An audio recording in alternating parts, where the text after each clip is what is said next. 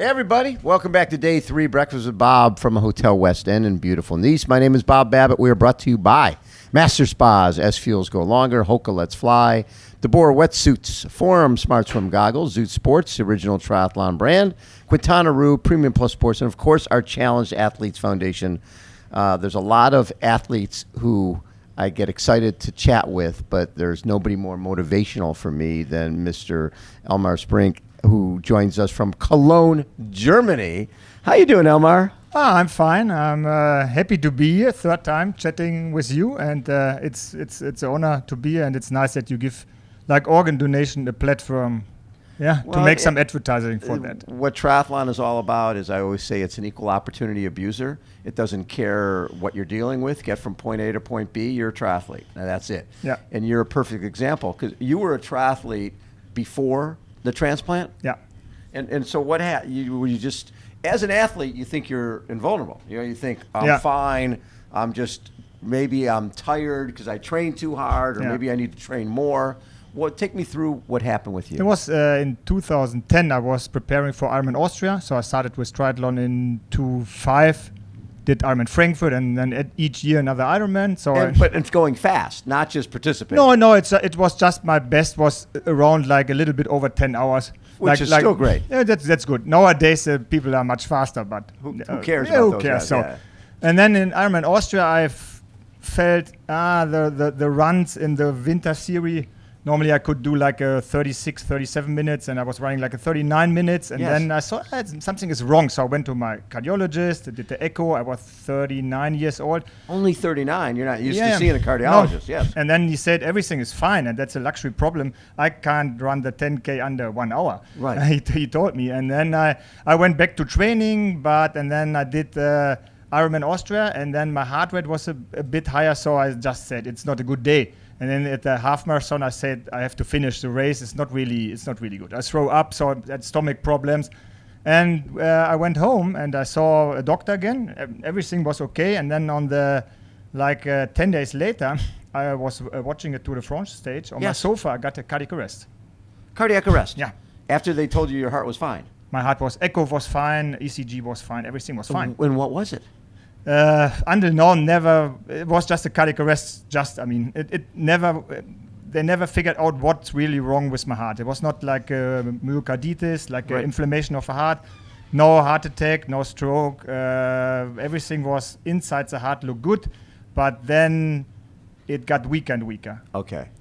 And in the end, I end up in the transplant center, and I stayed 7 months in the bed and 3.5 months on an ECMO, so on a heart-lung machine. How hard was it to get a heart, right? Is there a waiting list? Yeah, it's a waiting list. Like in Germany, it's like we call it like high urgent list. Okay. So if you're really high risk. Yeah, you are just maybe you are living like the next 6 months, and then you are done. You have to be in the hospital and really bad, and then it's a chance to get a new heart. So in Germany, like 4,000 people could donate. Yes. Because they are brain dead, and only 800 people donate their organs. So we have like not the good law like in Austria, Spain. It's a different law, so it's not really good law in Germany. Well, and I think in the U.S. it's a lot of people are organ donors. So it's much better. Germany is not really good on that one. So being on that list, and how long did it take before you found out you were going to get a heart? I waited 6 months, and the 6 months I was in bed. Right. So I was on machine. So if you would switch off the machines, I would have been dead. In 10 minutes. I'm assuming you're losing weight. I was not. The interesting thing is my anaerobe threshold, they measured that because I had the ICD installed before the bed rest was 40 watt. Yes. And my VO2 max was 9. Before I went to bed, like 6 months. Yes. So 9 is you are dead. Or I was. So the interesting in the hospital, because I was doing triathlon before the transplantation, my lactate was 11. So at 4 millimole is your threshold. 11 was just in bed. My body was so done. Even the lactate was like 11, just resting. Oh, that's amazing. Crazy, yeah. And do you remember the day where they said, we found a heart for you? Yeah, we actually we were sitting there. I had ordered a pizza, a non-alcoholic beer. It was a Friday. It was the evening of the European Championship soccer. I played soccer, so in Germany everyone plays soccer. Right.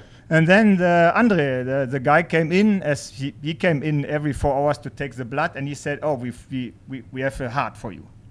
And that was actually that was the best day in my life, because I thought if the surgery is like 99% are fine with the surgery. No one really dies in the surgery.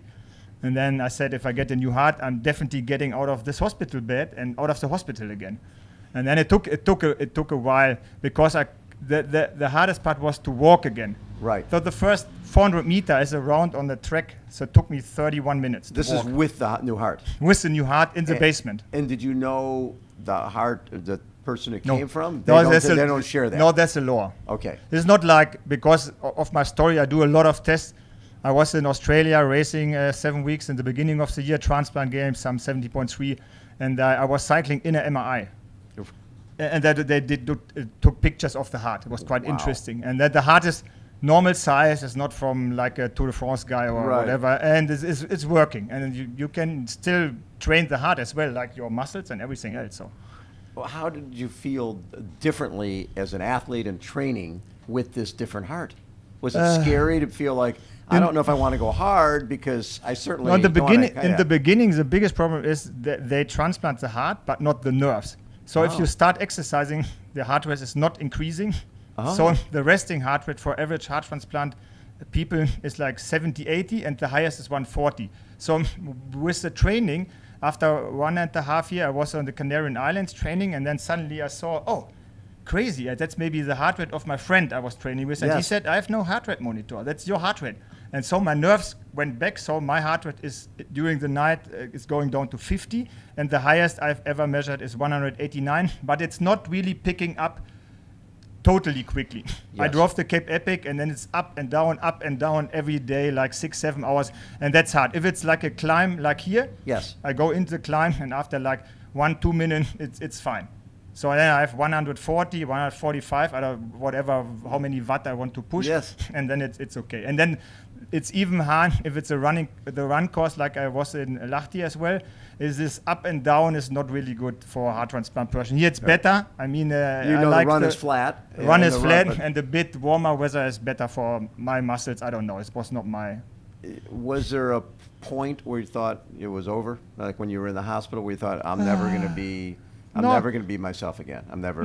This is not happening. No, it's just what people told me after the surgery where they installed the pump. I was like 2 weeks. I can't remember anything. So my parents and my friend, which saw me, they thought it's done. Right. Because I saw like soldiers. They were like there in my room, like burning my bed and everything. I had bad from the surgery, from the... Oh, you had like visions or something? Visions, really, really bad. Wow. Really, really bad stuff. So I saw some see dolphins. I saw this soldier. You saw soldiers burning your bed. Next time I go with the dolphins, or sitting here. Dolphins would be way better. Way better, yeah. So since you got your new heart, how many races have you done? I can't count. If you count every... I've actually done... This is my 10th full Ironman. Full Ironman. And then it's my the last weekend. The weekend before was my 22nd 70.3, and then I drove the Cape Epic twice. I did the Transalpine run where you run over the Alp. Did some ultra running, not the UTMB, but different kind of that. It was more walking than running, I think. But I finished that Swiss Epic and all. And then the nice one is I always see it positive. Yeah. So like in March and April, I won 4 medals in the transplant. Yeah, I was silver medal on triathlon. I never won something before, so it was cool to have first man on the run, and then the guy from Belgium overtook me with a new liver. So that's okay. That's okay. Yeah, it's okay. But that was nice. First one. Is there a good community when you talk about people who have dealt with transplants? Because it seems like everybody feels like they're born again. They've got a new life, and they don't want to waste a minute. That's crazy, because the third one in the triathlon and the fourth, they're both from Nice. And the third one is also racing. He got in the wild card. He's bone marrow. Bone marrow transplant. It's almost, yeah. They don't need the medication. I have to take the medication every 12 hours for the rejection of my heart. And he is racing as well here, so that's Ironman is doing a story about him. So we will have a coffee here. That's cool. But it's sometimes that's always because I started doing this normal racing. Yes. Because after a week with 2,000 transplant, it's always about what's your medication, what's your story, and then it's mentally it's a bit too much. If I race here, it's more like is my canyon in good shape? I'm riding like a aero helmet or not? Yeah, more like this. I like this. You much rather more. focus on. Yeah, because I don't want. I take my medication and then I don't you want don't to think about the art. Yeah, it's like how average living, how 40% are already dead. Right. When it's 10 years, like I can't think I'm dead tomorrow. So it's not really. So I prefer racing here or racing normal racing. It's a bit better. It's not productive to be thinking about. It's a bit too like after a week I needed. I raced in Busselton. That's Australia. That was like a kind of PTO distance. So I raced there because I wanted other normal like triathlete. You just do a triathlon. Yeah. Do you find yourself? Are you asked to speak to a lot of transplant folks? Do you visit people in the hospital?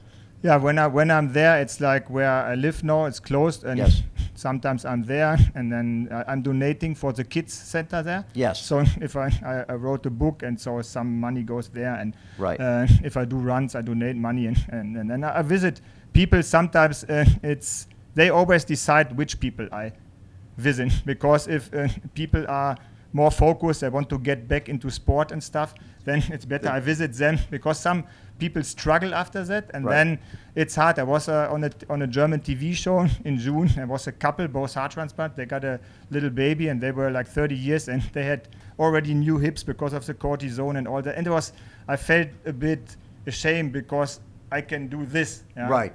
And so it's kind of sometimes hard to see that people struggle a lot after the transplantation. How important was your triathlon background in just being able to come back, being able to do the sport again? Yeah, I think that it was important even in the time I stayed in bed, because I said to a television channel then my motor was bad, but the body of the car was okay. The chassis was good. It was in good shape. It took a while until the body is like shitty then in the end. Yeah. But then maybe the muscle cells remember a bit. But it was kind of hard because I made a list. I started with 500 meter running 3 times a week, and add another 500 meter. I don't want to walk with the poles. I don't like that. So I started with running, and then it was crazy because I'm since my transplantation was high size. So the coach of Patrick Lange, Björn, made me my training plan for 2014 when I got the wild card for Kona. So it was 2 years after the transplant. And then you can see training works. So my anaerobe threshold after the transplant, like a year, was 5 minutes 15 in running, and went down to 3:50. And then I remember 8 months after that, I had 150 watt. Yes. And I thought, cool, I'm triathlete again. And then the guy said, 150 watt in your age, you are just healthy and you are driving by car to work and back. It's not even sportive. I said, oh shit, yeah. And then my VO2 max was 38. It went back to 60. And my threshold went back to 280, 290, depends on. Yeah, so that's, And now if I'm getting older, I'm still fit. So in the age with 50, if I'm not racing in Europe, I'm maybe, like in Canada, was place 14, 13 in my age group. Nice. So that's not like, I really love to go to Kona making it by myself, but that's kind of hard because then you have to be 6 or 7. Yeah, and I'm always like 20 minutes behind. I'm a shit swimmer, so maybe have to work on that a bit. But swimming is hard because the reaction of the nerves. If I swim 200, it directly has to connect very fast. If I start running, so it's not really. I have one speed. You just stay there, and I can swim forever. Like 100 meter or 8 kilometers. It doesn't matter. It's just one speed. So how this course, in terms of the climbing and everything, is this a good course for you? A tough course? It's interesting because in 2006, this one was my second Ironman I've done, And I came here, I had no clue about the climbing. Ah. I came with 4 friends, and then after an hour I was still climbing. I said to a guy next to me, when does this end? You are probably climbing another 45 minutes. I thought, why I'm wearing this stupid arrow helmet? It makes no sense. And I was sitting in the transition tent, and I said, I can't run 42K now. But then I made it. Yes. And I said, I'm never coming back for triathlon. But in 2019, I was sitting here with you for the 70.3, and And you decided. Yeah, I will take it easy, even in the downhill. I think I'm okay mountain biker now, but I'm going down. I really take it easy. I don't want to crash. Or No, I want to make it here to the promenade. I'm pretty okay. I had a knee surgery in January, but everything is fine again. Was just because of the age, like a meniscus, torn meniscus. Yes. But then I can then probably do a good marathon after that. So. When you go through something like this, you have to appreciate life so much more. Yeah. It just every day is a gift. Yeah. If that's the way you look at it? Definitely. So if it's getting really, really tough, then I try to focus or remember times when I was in the hospital bed. Yes. So that helps a bit, but in the normal life, it's not like sitting on your toilet. In the beginning was the best, being on the restroom alone and not going to the pen 7 months in the bed. Yeah. Now it's the daily life is normal, but I enjoy you appreciate it. But it's nice like having a coffee, just sitting somewhere watching the Looking at this beautiful ocean. Yeah, perfect. And then I didn't went back to my old job, so I'm pretty much maybe double the age of the other guys. What's your real job? I was in IT business. Yes.